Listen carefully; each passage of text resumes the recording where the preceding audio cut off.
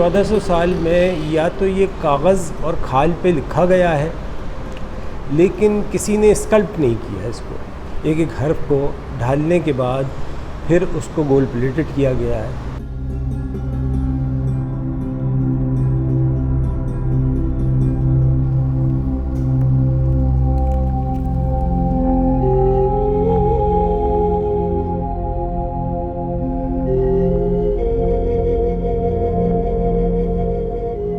ہمارے بنائے گئے اس قرآن پاک کی جو لمبائی ہے وہ ہے 8.5 فیٹ اور جو چوڑائی ہے وہ 6.5 فیٹ۔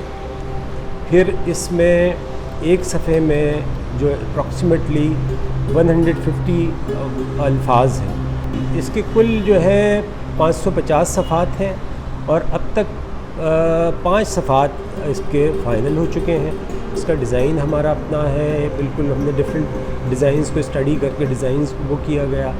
پھر یہ جو ہے اپنے کینوس کے اوپر ہے، پھر میٹل کو کینوس کے اوپر پلیس کرنا، یہ بھی ایک بہت ہی مختلف طرح کا ایک تجربہ تھا۔ 1400 سال کی تاریخ میں 14 قرآن کریم بھی بہت لارجر سائز کے جس کے اوپر میں نے اپنے کام شروع کیا وہ اتنے بھی نہیں بنائے گئے ہیں۔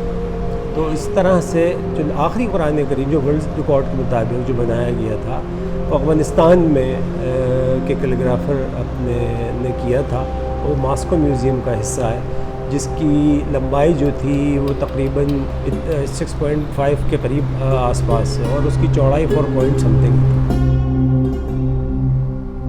اس کی ایک ایک چیز منفرد ہی نہیں بلکہ یکتا ہے۔